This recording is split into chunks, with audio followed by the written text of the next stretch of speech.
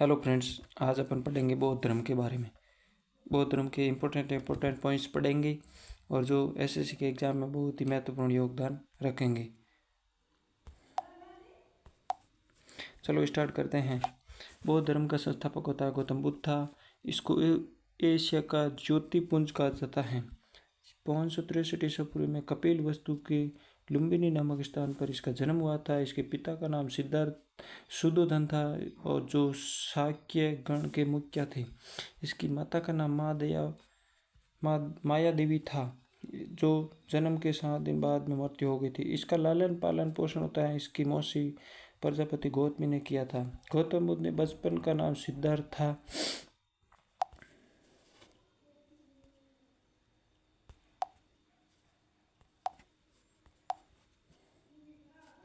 सिद्धार्थ था जो 16 वर्ष की अवस्था में यशोधरा के साथ विवाह हुआ था।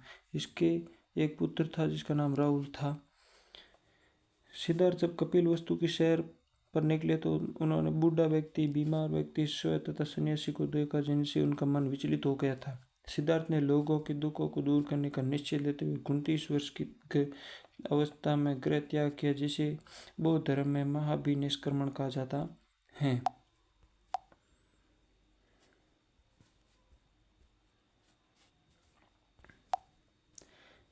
सिद्धार्थ ने ज्ञान की खोज के लिए इधर उधर भटकने के बाद सर्वप्रथम वैशाली के समीप अलारकलाम तथा रुद्र रामपुत नामक 2 गुरुओं से शिक्षा ली।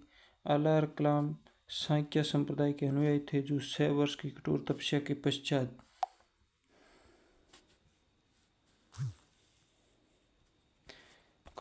के पश्चात वैशाखी पूर्णिमा की रात निरंजना या पुनपुन नामक नदी के किनारे पीपल वृक्ष के नीचे उसको ज्ञान की प्राप्ति हुई थी। गौतम बुद्ध ने अपना प्रथम उपदेश सारनाथ में दिया, जिसे गौतम बुद्ध बौद्ध ग्रंथों में धर्मचक्र प्रवर्तक के नाम से भी जाना जाता है। महात्मा बुद्ध ने तपस्वी तथा भिल्लुक नामक 2 शूद्रकों को बौद्ध धर्म का सर्वप्रथम अनुयायी बताया था। बुद्ध अपना प्रचार करते हुए पावा पहुंचे। उन्होंने वे एक लुहार की आम्र वाटिका में ठहरे।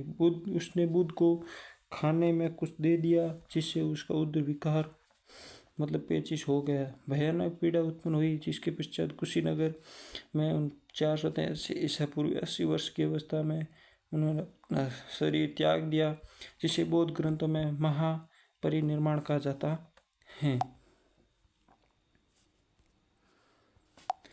बुद्ध पावा से कुशीनगर चले गए। यही शूद्रक ने अपना अंतिम उपदेश दिया था।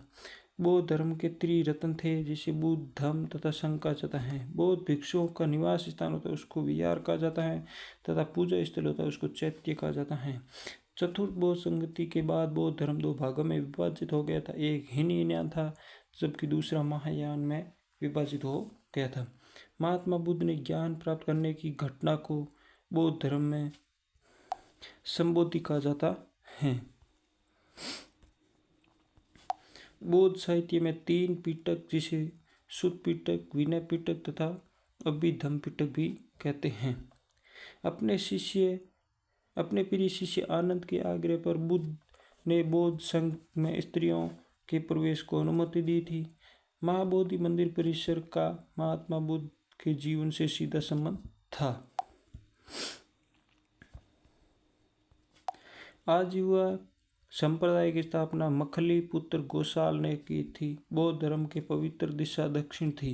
बौद्ध धर्म का प्रचार पाली भाषा में किया गया था। बुद्ध ने सर्वाधिक उपदेश था वो श्रीवास्तव में दिया, जबकि सर्वप्रथम सारनाथ में दिया था। बौद्ध ग्रंथों में संस्कृत का प्रयोग अभिधम्म पिटक से प्रारंभ होता है।